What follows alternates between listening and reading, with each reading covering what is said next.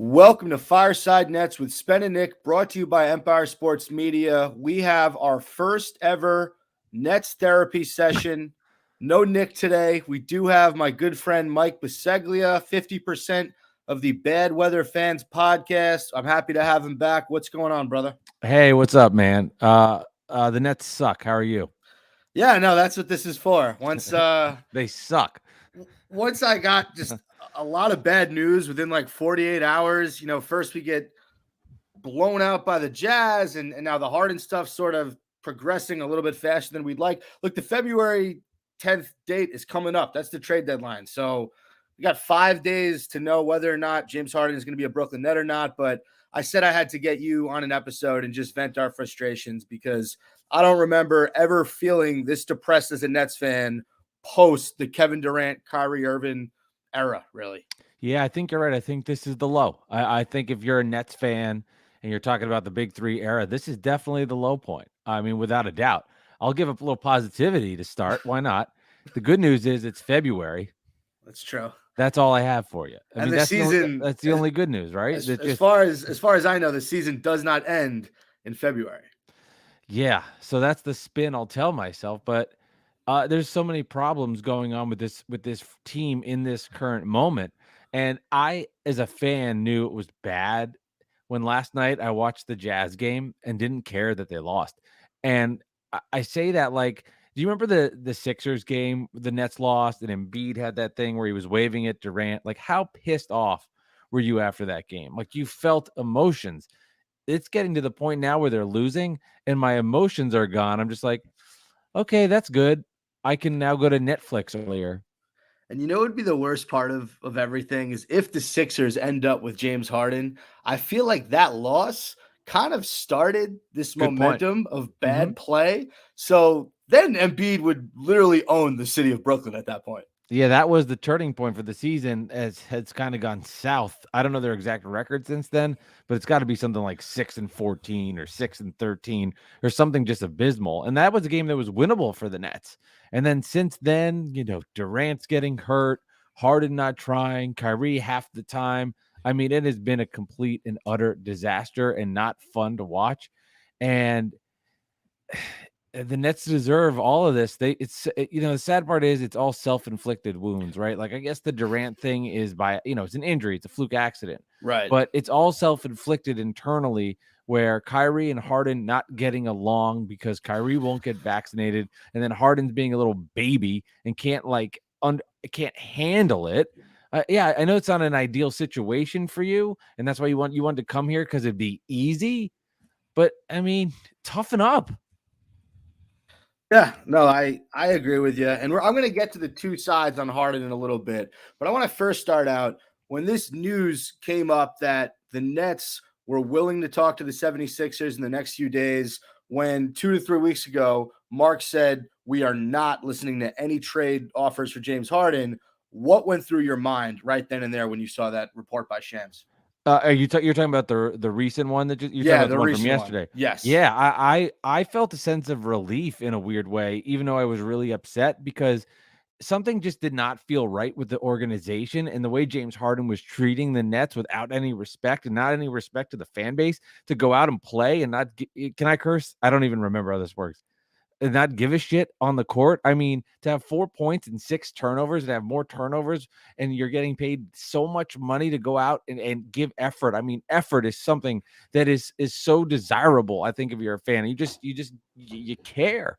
You care. And seeing him not care was so frustrating and embarrassing. And I just said something isn't right here. What is not right? And I think it happened and it spiraled fast. So I wasn't. And I felt a sense of relief to see it because even though the Nets are in a bad place right now, I at least see them trying to attempt to get out of this abyss and try to get back to some form of reality. And I don't know if James Harden, I'll say, like, if Kevin Durant never gets hurt, James Harden isn't pulling this bullshit off because Agreed. He can't, because he's got KD there as the enforcer. And with KD gone, and with his lack of respect for everybody in the organization, he's really turned it into a shit show. And I was just relieved to see at least there's some sort of talks, even if it means like Yeah, it didn't work out, and the big three thing never really happened. I just felt relief that there's maybe some sort of progress where maybe there's something on the other side. So I understand relief. I get that. I just felt like my feelings were hurt, to be honest with you. Hmm. We had this big three, this monstrosity of a trio when we traded for Harden way back when. And I'll say this to all the people looking at the stellar seasons that Jared Allen and Karis LeVert are having. Don't come at me and say, hey, we should never have made that trade. The Lakers did the same exact thing for Anthony Davis a few years ago, and it worked for them. They got a championship, but they traded their whole young core. I mean, Brandon Ingram's a great player. Josh Hart, pretty good, whatever. My point is, it works more times than not. So I don't want to go back and say, all right, well, yeah, I knew Harden was going to suck this year and turn the ball over. I didn't. No one knew that. Yeah. Yeah. No, I want to say that's such a good point because, like, would you say last year, would you have made the same conversation? If they don't make that trade last year for James Harden, who knows where the Nets are in that situation with LeVert and with Jared Allen and with Kevin Durant out? They're not even close to the team that they were. And I think that's what double downs that make this so frustrating is James Harden was so good last year and that trade worked out. And that's why you have to give up assets to get something back. Right. And it brings me to this idea of the Sixers trade. If the Nets aren't going to get a lot back for James Harden, and there's no way they're going to duplicate and replicate with all of those trades, okay, then that won't work out. On that front, I understand with the draft picks part of it, but you can't then make this trade and be like, here's Ben Simmons and Danny Green, who's 34 and averaging 6.9 points per game. No, you need some of the younger assets from the Sixers or from the Nets. You just don't do it. What does your ideal trade, trading away James Harden for Ben Simmons, look like? If it's going to be to the Sixers, I think with the news surrounding Joe Harris, you need to have Seth Curry in this trade. You need to have him in the deal. Of course, Simmons is involved back, and then Maxey to get it. To get what's the cringe? I don't think they're going to give up Maxey and then don't Curry. do it. Then don't do it. Okay. Then don't do it. I look, if you can include a Tybal in there, if you can get Curry and Tybal or Maxey and Tybal, one of those combinations of those three guys, I would like that. But I agree with you. Ben Simmons and Danny Green is too low of an asking price for James Harden. It just is.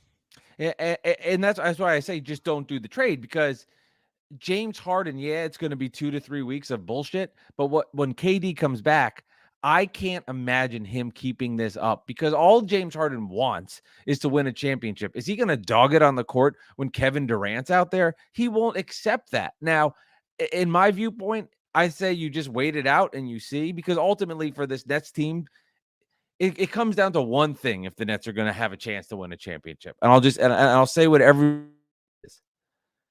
Kyrie Irving plays or doesn't play. And if he plays and he gets if the vaccinated or the rules change, they have a chance. If he doesn't, it doesn't matter what the trade is. Like they're not good enough without Kyrie Irving to win a title. Right. I get that. A Ben Simmons and Kevin Durant combination without Kyrie Irving, that would just seem really weird. I did want to kind of dive into Harden. Like specifically, you have these two sides of Nets Twitter right now. You have the side that I think you and me are kind of on, where it's like, why is he dogging it? He's having a bad season. He's leaving when the going's getting tough. Right. Obviously, the Kyrie situation stinks. That, we're all frustrated with the Kyrie situation. But Mike, you and I aren't going to start rooting for other teams just because Kyrie can be a little difficult. We're still Nets fans. We're going to root for the Nets. James Harden doesn't have that loyalty right now. So I am on that side where he left Houston when they started to stink. He's trying to leave Brooklyn. And yeah, I blame him a little bit because he has not been as great as he was last year and the years prior. You have the other side of Nets Twitter who's like, guys, James Harden expected to play with Kevin Durant and Kyrie Irving. Where are they? Kevin Durant's hurt. Kyrie Irving's been in and out of the line. I mean, he didn't play for the first however many games of the year. Now he's a part-time player. James Harden did not sign up to carry this Nets team with less than he had in Houston, which is basically what he's being asked to do on a nightly basis now. And you have those people saying, of course he wants out. Can you blame him? Yeah. I guess I'm just like a different kind of dude. I don't know. I just if I'm in a tough situation and I understand, like, okay, if I'm trying to compare work when you're, fucking James Harden making $40 million and things are going in one direction, but he signed up for it. He forced his way out to get here, and now we're in a tough pocket and he can't handle it. I'm sorry, that's weak. yeah, this is not what he signed up for, obviously. But Kevin Durant's coming back, Right. and you have like the world's in a weird place because of everything that's happened. And yeah, Kyrie Irving, he disagrees with it, and it's made it more difficult for his job. But now the going gets tough again, and I'm going to split. What does that say about your character when things are difficult in Houston? I want to get out of here. Okay, things are difficult in Brooklyn now for a couple of weeks. I want to get out of here. I mean, to me, that just says more about where he is and that he doesn't have the heart of a champion and doesn't want to do that and doesn't want to face difficult situations. I mean, to me, it's pathetic. I'm sorry. Like, I'm not going to sympathize for James Harden because Kyrie's there half the time and Durant got hurt and he feels like he has got too much of the burden on him now. It's like, okay, tough shit. Yeah, no, I couldn't have said it better myself, and that's why this is a Nets therapy session, because we're getting to the core of the issue, and that is times are tough. James Harden, you either step up or you're shipping out, and right now it appears that you kind of want to ship out. The reports leaked a few weeks ago that you didn't like the weather in Brooklyn. By the way, the weather in Philadelphia is not that much better. It's the same. The food's not as good, and the people are angrier. So good luck there. You didn't like the taxes in Brooklyn, which, yeah, whatever. You make a lot of money. I'm sure you can afford to pay the taxes. And no, from a basketball perspective, like Mike's right. Who cares what you signed up for? This is basketball. Things happen. Okay. We're coming out of a 2-year pandemic that we're still in. We had the whole COVID stretch that hit every single team, by the way. I'm never going to use the COVID stuff as an excuse because all 32 teams were hit by that shit. This is what it's about, man. Like I look at, the late great Kobe Bryant, and I think, how many bad years did he have in LA? Not him personally, but his teammates were not great. Did he ever try to bounce? No, he was a Laker for life. And I'm not saying that Harden needs to have that loyalty, but you came here to play with Kevin Durant and Kyrie Irving, and you have a chance to play with them down the line in the playoffs. Now, what makes this frustrating is those three guys have played together, 16 games, I think is the number? Right. 13-3. Yeah. Yeah. I mean, it's a tough look, but at the end of the day, I think you and I are on the side of, dude, you came here for a reason. Don't leave the second it get like this is, like you said, this is the lowest point in 2 years. It can't get that much lower. We're on a 7-game losing streak. We've never lost this many games in a row. Just stay the course. And as much I'm sorry, go on. No, you go. I'm sorry. I was going to say this is ironic, but I'm watching I'm listening to the Kyrie Irving quotes after the Utah game, and he's actually saying the right things. Like he said, this is a tough stretch. Championship teams have to face adversity, so it's ironic that's coming from him. But you know what I mean? Yeah, there is some irony there. There's no way around that. And this is different than Houston. And I'll say it like this. The Nets organization is trying to win a championship. The Houston organization was in full rebuild mode, and they were like, okay, let's get him out of here. He's being a cancer to the locker room, but also we know we don't have a chance to win, and we're just spinning our wheels, wasting our time. The Nets are in a championship mode, so they don't have to make this deal. And I get like, okay, the long-term effects, but in the offseason of James Harden, and everybody keeps tweeting me, oh, the Sixers will move Simmons and Tobias Harris, and they'll find a way to get the move in here so they can just sign James Harden straight up.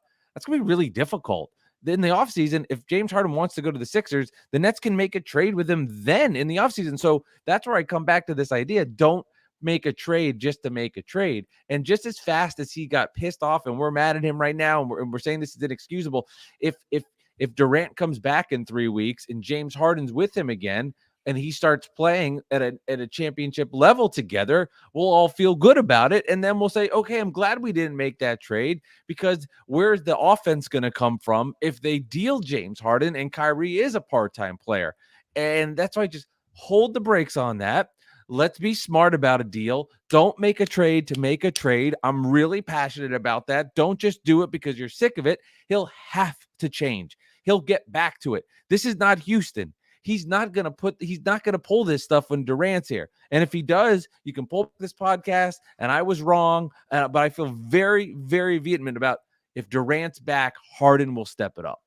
I agree with you that if you can keep Harden this season, you absolutely do. You don't trade him for anything less than a haul. You don't trade him anything less for the value that you gave away. All right, I understand that he's regressed. I understand he's not as good. He's still James fucking Harden. He's still the beard. He's still scary hours. He's still capable. I mean, we've seen a few 30-point, 15 assist games this year. Not a ton, but a few. And it's so weird too, that game versus the Kings, and all of us Net fans were like, what is going on here? There was a stretch where he had the 3 or 4 turnovers in a row in the third quarter, and his defense was just so bad, not doing, basically just kind of standing around. Eh, it was just insulting. I mean, it was just insulting. And then you see the games like he had versus the Clippers in LA, where I watched that game and I said, peak James Harden is better than Kevin Durant. I was like, this guy can do anything he wants. And it's so selfish to just turn it off for everybody around you. And that part just stings, that you're in a tough moment and you're unhappy, and you could just be like, man, I'm not gonna help my teammates out and not be a good teammate. To me, is really selfish from a team standpoint. I thought that if the Nets don't play James Harden in the second half of that Kings game, they probably win. I agree. I really think that he played 37 minutes. Why Nash decided to play him that many minutes, knowing within the first 10 minutes of the ball game, he wasn't really into it. But I think he had like 2 points by the third quarter. You know, at that point, you got to recognize he doesn't want to be out there. Get him out of there. The fourth quarter comes, and that was the worst I've ever seen a superstar play, I think. Yeah, and we went into that game and we're like, all right, we're losing, but we played well against the Warriors without James Harden, a game that was winnable and had some poor challenge decisions from Coach Nash. We saw the game versus the Suns where they were in it. It went bad late. Some tough calls went against the Nets, but you felt like, okay, this team is kind of turning a corner. And then to see what happened in Sacramento, I think it dawned on everybody like something is really wrong here. Now we're at the point where we're not winning games versus a team that's on a 7-game losing streak, and James Harden doesn't care. What I have to know, and I wish I could know, what Kevin Durant is saying behind the scenes about this, what Coach Nash thinks, that his team now has no discipline, no control, is completely lost. I mean, we are stuck in the mud, and it just doesn't feel like we're ever going to get out of it. So that is an excellent segue. So we're going to move along in our Nets therapy to a session called Who's to Blame? All right? You got a big piece of the pie, 100%. We're going to give percentages to the next few people I name as to who's to blame for the Nets' woes this season. Let's start with Kyrie Irving, the obvious question. How much percentage points would you give him for the Nets' woes? So if we're saying out of 100%, where does he factor it in the pie? Yes. Oh boy, he's a big part of it. I agree. I would say, yeah, the way you phrase that is making me so wow, this is a really good question because this is really good. Well, I'll tell you, I would say 70%. Oh wow, okay, 70%. That's pretty high. Yeah, I think that's fair. I think if you have him full time, Harden's not as pissed off. You can deal with a KD injury a lot more efficiently, and you can hide a lot of the guys down the bench that you don't have to play on a nightly basis because Kyrie's there full time. So right, I get that 70%. I think I might go 50% for him when it makes sense because he's only there for 50% of the games right now. Okay, next up, James Harden. Well, that's why it's so interesting because everybody's been texting me like, oh, this wouldn't have happened if Kyrie Irving was playing full time, which I agree with. But on the same side of it, I'm like, yeah, but James Harden should be a professional. He should go out there and play. He's getting paid to play, and he shouldn't be influenced because Kyrie's there.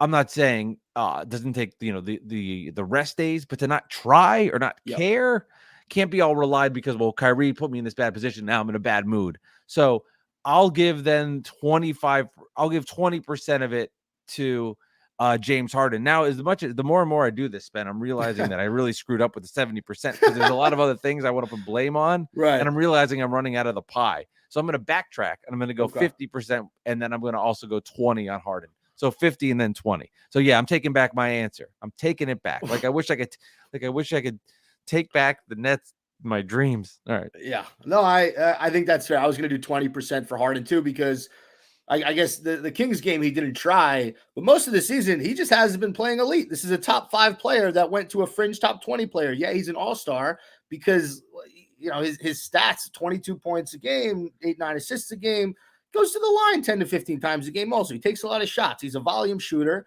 But this is not close to the version of James Harden we thought we were getting. So I'll give him 20% because his plays regressed a little bit. I'm with you on that. Next up, Sean Marks. Yeah, I mean, he did not put it. I mean, the Joe Harris injury really hurt. Yeah, that's true. The Joe Harris injury really, really hurt. And the flaws of this roster are being really exposed without Durant, without Harden, or without Kyrie. They are so top heavy. Their top 4 players in salary have played a combined 0 games this year, which is a problem. And because their bottom half of their roster is really putrid. LaMarcus Aldridge has been good. He's been hurt these last couple of games. That's hurt him. He hasn't been there. But the other signings just have not gone well at all. I mean, and the other problem is guys like Bruce Brown and Blake Griffin, although he has played better of late. I'll say Blake's had a good little stretch the last couple of games. I think this version of Blake Griffin, Net fans all season long would be happy with, and he's played well, and he's showed more flashes of what we saw last year.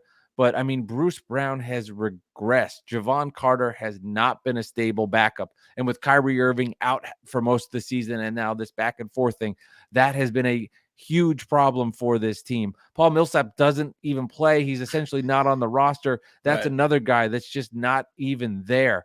I mean, the loss of Jeff Green has been hurtful. Yep. He was somebody that at least helped them space the floor.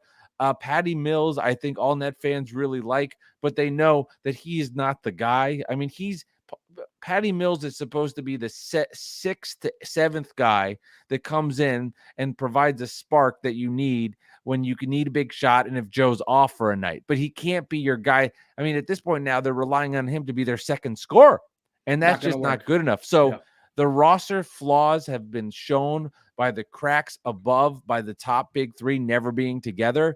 And it's a very flawed roster that needs depth badly. And right now, when you go to their bench, you're like, how are you scoring points? The one major thing you'll give him is he had a nice draft. And the problem is, though, we're seeing too much of it, and that we need to see Cam Thomas. We need to see Kessler Edwards. These are guys that you'd love to be the 8th, 9th, 10th guys, not the 3rd, 4th, 5th guys. No, I think that's fair. So what was the number you would give him?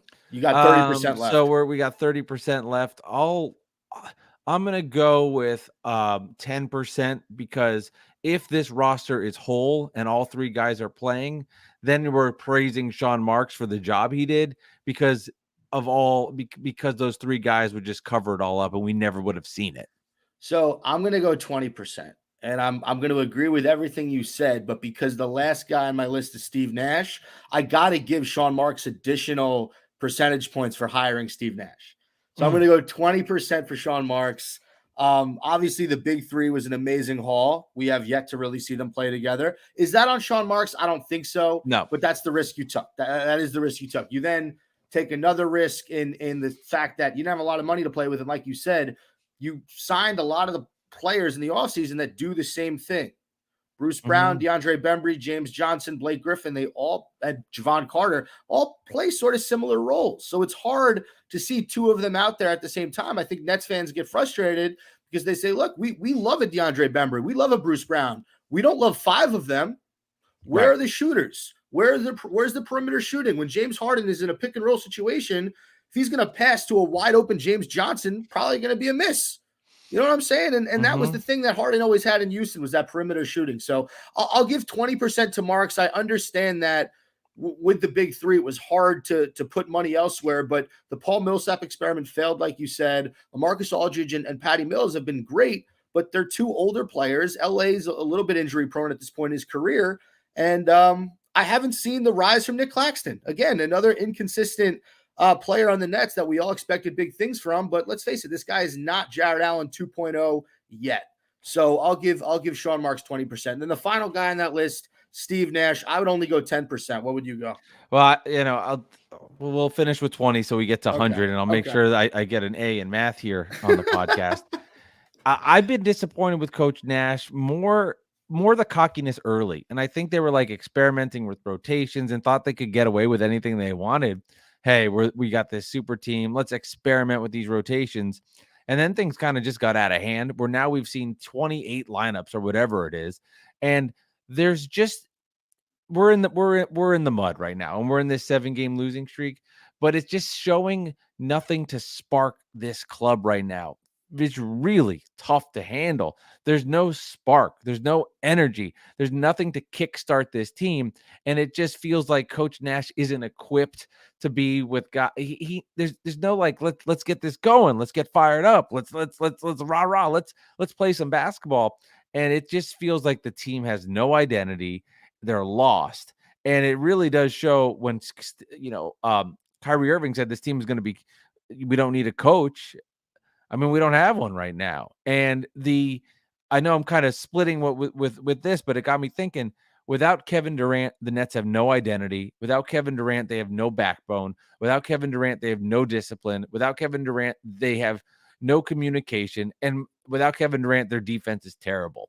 Without Kevin Durant, it exposes everything wrong with the franchise. And Kevin Durant hides it all. A lot of it he requested with some of these trades. So partially some of the blame, I guess, is on him if you consider him the general manager. But boy, without Durant, you just see Coach Nash is just kind of a cheerleader there, and frustrating to watch. Yeah, and I agree with you on the Nick Claxton thing, man. Like, he had a good little stretch, and then he hurt his hamstring, and now he's regressed a little bit. He had the nice game versus the Kings where he put up points early, but it's just, yeah, it's just so up and down. There's no consistency. He's always hurt. He's in and out of the lineup. Yeah, it's been tough. I'll say this about Nash. He looks like a guy who does not have the answers, right? They're in the 7-game losing streak, and he keeps saying the same things over and over again. And it just sounds mundane and repetitive at this point. I think of Joe Judge with the Giants. Joe Judge, after every single loss, and I'm not comparing them. I like Steve Nash more than I like Joe Judge. But Joe Judge would say, after they would get blown out, he'd say, we did a lot of good things out there on the field. And the media would be like, what the fuck are you talking about? When Nash says things after losses, like, oh, right, I like their energy, I like this, I don't want to hear that. Maybe after 1 or 2 losses, fine, but after the 4th or 5th loss, I need something else. And I think the thing that frustrates a lot of Nets fans, and myself included, I understand if you're not a fiery coach, you're not a yeller, but you got to get a technical foul once in a while. I mean, the fact that the Nets get called for 1 to 2 a game, and it's always Harden, it's always Griffin, it's never Nash. That bothers me a little bit. Interesting. Yeah, I don't know if his technicals don't like not getting one bothers me as much, although I think it'd be fun to see. And I hear you like get a little fired up, which I think gets back to the original point I was making. So I get you. You're swaying me on that. As I talk out loud, my brain is processing and changing. But it's just so frustrating when you see Coach Nash move his mask down to make an expression of disbelief to the ref. Like, what is that gonna do? Nothing. Yeah, that was a bad call. Yeah, that was that. But get their attention, make the challenges thing, man. I mean, the challenges versus the Warriors was so embarrassing. That one call on Kessler Edwards, I'll take that one more than the other one, where Steph Curry takes a jump shot and then flails into Kessler Edwards, who's going straight away so he can get to the side of him, gets called for a foul. You're down, I think it was 2, it made it 4. Challenge that. There's 1:44 left. What are we waiting for? I mean, it's just stupidity for that. That was, I will never say I could coach in the NBA. I know I can't, but I can tell you, I would say without a doubt, I would know in that circumstance, we got a challenge. I would know that. What was the game where the Nets got called for like 100 fouls a few games ago? You remember that? That was the Phoenix game. So the Phoenix game, there were so many calls in that first half that could have gone our way. Or this even in the third quarter. And I understand Nash saving his challenges, but when there's 12 calls in a row that are 50-50, pick your favorite one and challenge it. Well, the problem is you understand you can save him for later, but he doesn't anyway. I know. He just lets it waste. Yeah. It lets it waste. I'm okay with using a challenge early if it's a momentum swing play or it's something that could make a big impact on the game. Like, why wait? Right? Like, let's get this done and move the game. If it changes how we feel about something, you don't always have to wait for it. And then if you get to the point later in the game where you're close with the Suns, you'd be thankful for it because it's just been a seven games of hell. The last time the Nets won, they played the Spurs. Yeah, no, it's been a while since the Nets victory. My final thing on Nash, and then we can move on to some pros and cons. What did you think of his post game quotes when they asked him about the Harden stuff? He said, "We're in lockstep." Something on the lines of "It's still me Yeah. and you, buddy." I didn't know. Could you explain to me what he meant by that? I don't know. I don't know if I think it's such a difficult spot to handle it. What do you say? Because he knows the truth. James Harden dogged it, doesn't want to be here. So what does he? I think it's like, what do you say? How do you lie? And I don't blame him in that circumstance because he had to come up with a lie and figure it out. I mean, it'd be fun if he went out there and said, "You saw what I saw versus the Kings, right?" James Harden had 4 points and 6 turnovers. Do you think when I was playing and I was the point guard for the Phoenix Suns, did you imagine if I ever did that? Like, no, I think if he said something like that, you'd be like, "Whoa, holy shit, he threw him under the bus." But no, I get it because he's got to lie because it's coach speak. I think the problem is for Coach Nash is everything is that kind of coachy speak. So Right. it's like it's so irritating, even if it's the answers he's got to give the media, because he can't then do that with the organization and the players. But because he's always saying crap like that, it's just becoming so corny and annoying. All right, we're gonna move on to a little pros and cons. I wrote a list. There's a lot more cons than pros, so we're gonna start with cons. I just want you to tell me if I miss anything. I'm literally gonna list everything wrong with the Okay, I'm Nets. looking All right, forward you to this. ready? Yeah, Here we do it. go. Kevin Durant injury, the Joe Harris injury, the James Harden regression and trade demand, Kyrie Irving not playing and then becoming part time, Claxton in and out of rotation, LaMarcus Aldridge injury, Blake Griffin and Bruce Brown regression. Although, as you mentioned, Blake's picked it up as of late. Additions of Javon Carter and James Johnson doing close to nothing to help out our depth. Paul Millsap wants out. Steve Nash's inability to find a true identity for this team. Also, he hasn't been a great coach in terms of putting guys in position to succeed, standing up for players, etc. No three-point shooters, with the exception of Patty Mills. 4 different big men starters. None of them have been proven to be consistent rim protectors. I'm talking about Clax, Blake Griffin, Sharp, and Aldridge. Did I miss anything? I think their inability to defensive rebound and giving up second chance points, There guarding you the go. perimeter as well, has been Okay. bad. And that's been on full display with Durant out. We always talk about Durant and his offense and how much he brings to them, but you can see this team defense has been terrible. I mean, it has been so bad since he's not been there. They cannot stop anybody. I mean, the amount of open shots. I love watching the Utah Jazz games. I'm going, who are these guys? It's like Oh my nobody God. misses. And then we watch our team and we don't make shots. But I'm ready for the 3 positives you have on your list. Yeah, no, I forgot to mention that we haven't been able to play defense in about 2 weeks. We played the Jazz the other night, and they literally looked like the 2015-16 Warriors. It was insane. They didn't miss. And then when we played the Kings, it was the same exact thing in that fourth quarter. That was a Kings team without De'Aaron Fox that beat us up in that second half. All right, we'll get to my pros. Kevin Durant's still on the team. Huge pro. Hasn't left yet. Hasn't demanded a trade yet. There's a chance that Kyrie could play home games. Okay. I mean, maybe one day I'll be able to fly an airplane. I don't know. He could play home games. We have the buyout market that Sean Marks has been pretty good at in the last few years. So I've heard Serge Ibaka's name bouncing around. I don't think that he solves all of our problems, but No. whatever. These pros aren't too high. An energized, fresh Ben Simmons, ready to prove doubters wrong, playing with KD and Kyrie. I don't know. I feel like the Ben Simmons story isn't finished yet. He can't be that bad. No, I could convince myself to be into Ben Simmons very fast. He's only 25 years old. His dad has been on the record of saying he'd love to play in the New York market. So that's something. And you're right, he does have a lot to prove. And it all those stems back, and I'm a broken record here. But if Kyrie's there, like I like Harden, I like the trio of Harden, Kyrie, and Durant healthy more than the trio of Simmons, Kyrie, and Durant. But I would tell you this. If you told me it was Harden, maybe Kyrie, uncertainty, and Durant, I would rather have Simmons in place of that. Right. If I knew I was getting Kyrie full time and we were adding some great depth to the team.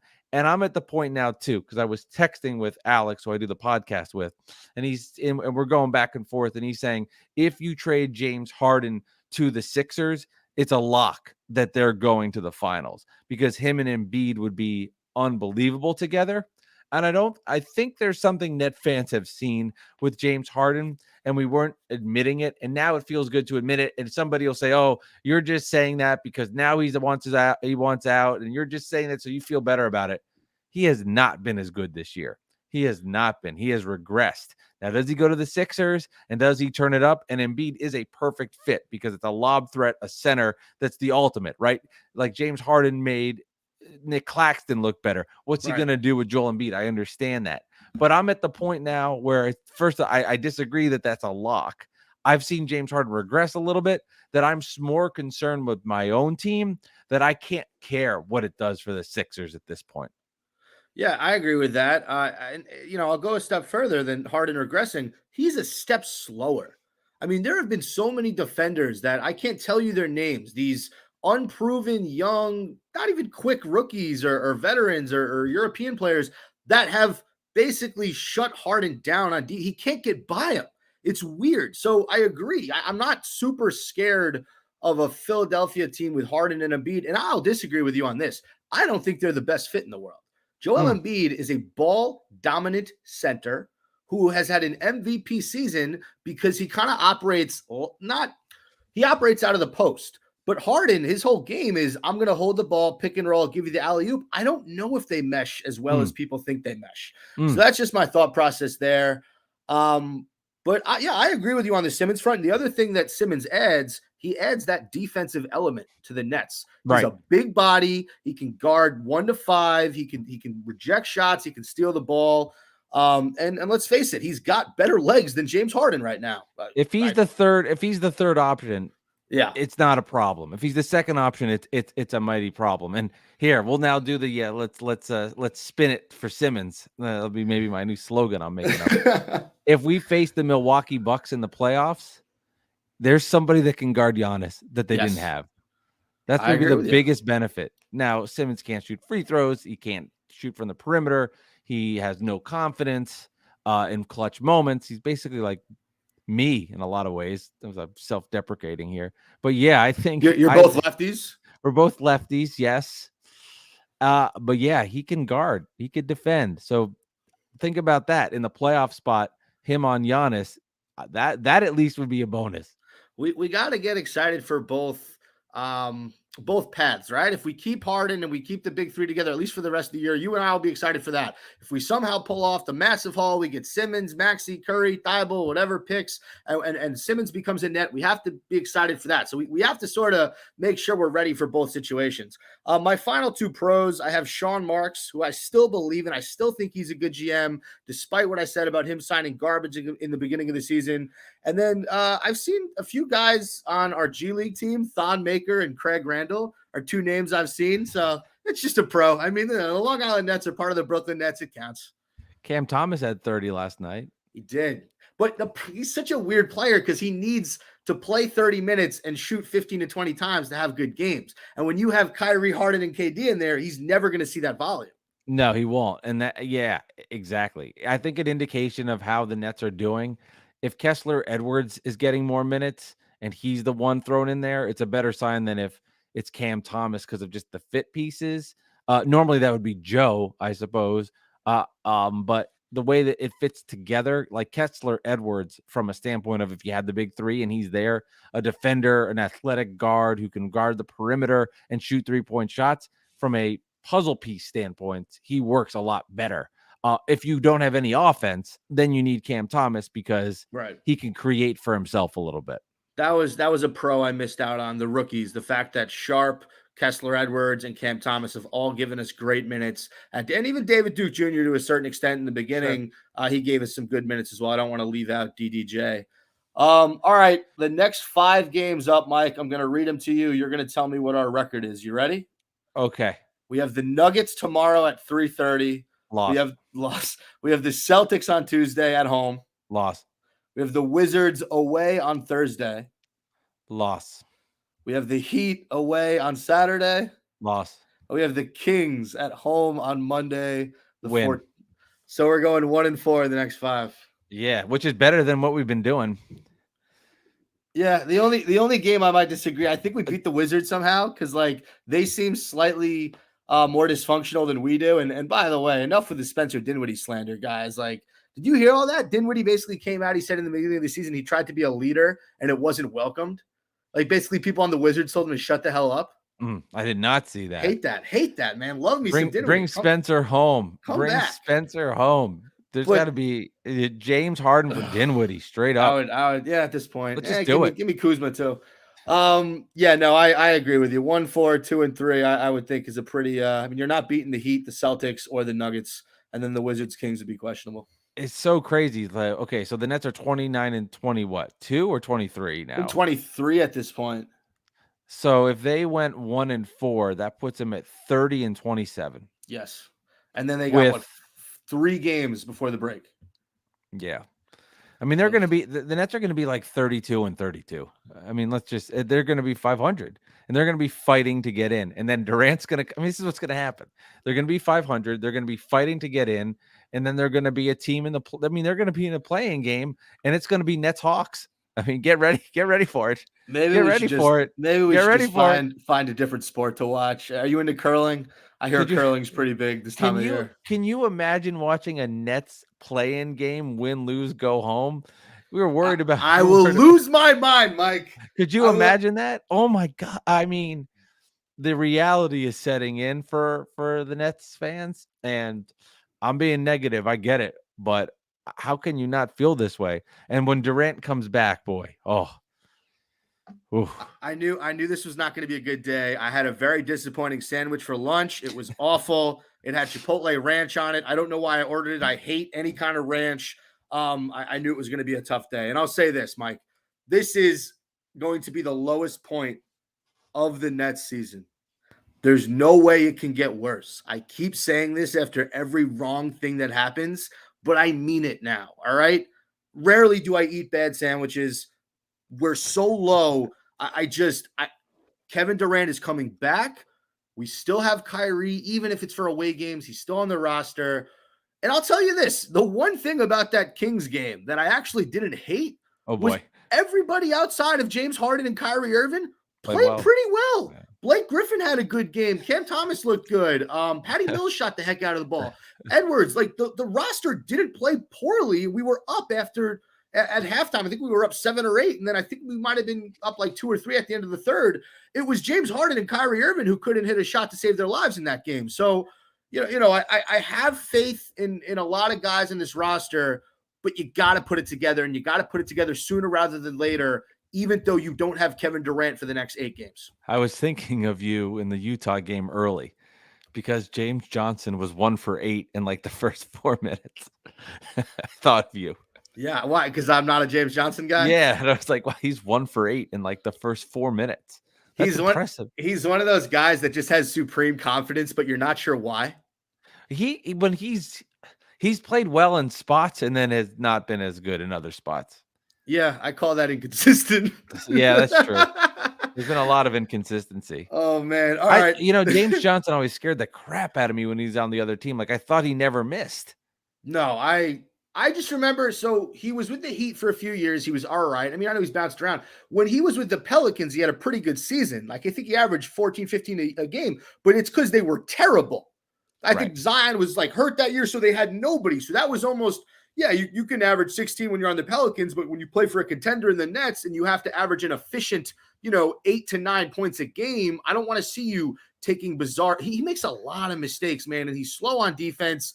Him and Javon Carter, boy, oh boy, did Sean Marks miss on both those guys. And Phoenix must be loving that Javon Carter trade. I mean, actually, no, they gave us a second. Who was a pick? It turned into Day'Ron, I believe. Yeah, which I like. So I guess it was really Day'Ron for Shaman straight up. But no, Javon Carter, James Johnson, I would trade them for a good washing machine at this point.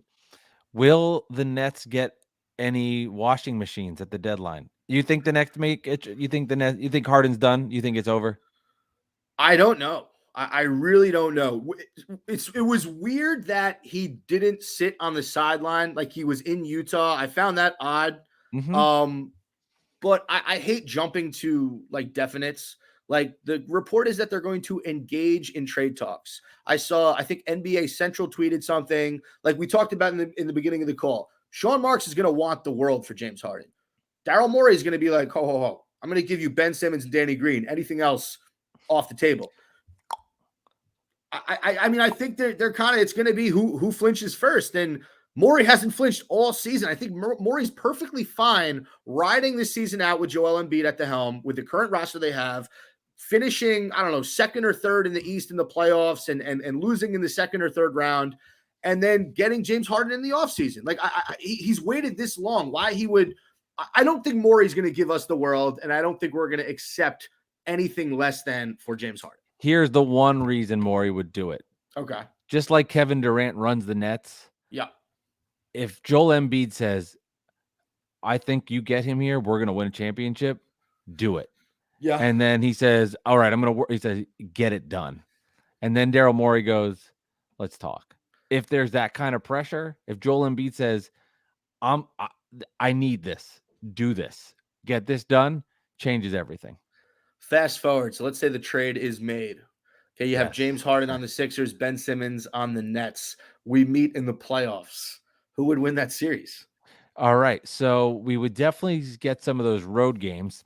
Now, at home would be such a fascination of that series because Simmons would be booed to death in Philly. Yes. And then Harden would be booed in Brooklyn. And you would never see like the guys that were swapped for each other so despised based on all the circumstance that we've gone over before. That would be a fun series. I'm not giving you a prediction now because I don't want to say. Oh, we also don't know the other guys in the trade. Yeah. And the Nets are probably in the play-in game or won't make the playoffs, so it doesn't matter anyway. Don't say that. Don't say they might not make the playoffs. Get ready for that Nets Hornets game at the Hive. Get ready for it. That play-in game 9-10 in Charlotte. All right, we're gonna end this this bonus episode or this Nets therapy session on a positive note. I'm going out to dinner in New York City tonight, and I'm getting lasagna flights. Wow. Okay, where are we going? It's called I think it was La Lanterna de Vittorio, and the only reason I'm going is Nick's comedy sketch show is tonight, 9:30 p.m. Greenwich Village, and it's the perfect time because like 9:30 allows me to go get dinner, 7:38. So I look in the Greenwich Village. I'm finding restaurants around there, and I saw one spot, La Lanterna de Vittorio. They do lasagna flights. They have 8 different lasagnas you can choose from. Interesting. 8 different, like, so they're like a small cup. I think I've looked at the pictures and stuff. It almost looks like they give you a mug of lasagna, and you get like a cheese one, a veggie one, a fish one, a meat one. Right. I don't know. It'll be interesting. I'm trying Star Tavern for the first time tonight. Are you excited? I'll let you know. I am excited. Any recommendations? What pies do you like there? I personally love like the plain standard pie there. I think it's delicious. My parents love the white clam pie. Okay, they have a good white clam. Really good white clam. One of the best in the state. Nets aren't on tonight, right? Thankfully. So maybe you'll see Kyrie Irving there. Well, that's fair. Yeah, he's from that area. Yeah. Well, I used to do, Uber Eats a ton, and I would go to West Orange, and every time I'd be like, man, I hope I get the Kyrie delivery. Never did happen. I think are you eating it there? You're taking Star Tavern home? We're taking it home. Okay. We're taking it home, which I know won't make it the same. No, but it's still good. I mean, how far are you? 15. That's not bad. Yeah, you time it up perfectly. It'll still be hot. No, let me know what you think. I love Star Tavern. As far as bar pies go, Patsy's in Patterson and Star Tavern in West Orange are my 2 favorite bar pies in the state. I'm so excited for this. I'm legit more. This is the highlight of my week, and that's a no doubter. Mike, thank you so much for coming on, man. Where can people follow you on Twitter? Yeah, absolutely. Mike Delivers Pod on Twitter, and of course, you can check out my Knicks podcast that I do with Alex Benesowitz. It's called Bad Weather Fans. A lot of Nick talk too, but I think it makes for an interesting dynamic because we despise each other's teams. He won't be shy to admit he hates the Nets. I'm not shy to admit that I despise the Knicks, but we have good, interesting conversations and, getting some perspective from the other team when you're in the same market makes for good dialogue. So please, everybody, check it out. You can find that wherever you download your podcast. Bad Weather Fans. Mike Bisceglia, one of our most recurring guests of all time. I think you might be the champ right now. You've been on the show like 3 or 4 times. That's a big feat. We got a few other guys in that category, but don't let them on anymore because I want to be number 1. No. It's gonna be a competition. No, they're not allowed on. Not happening. Fireside Nets with Spen and Nick, brought to you by Empire Sports Media. Thanks again for listening. Check us out every Tuesday morning, every week. Goodbye.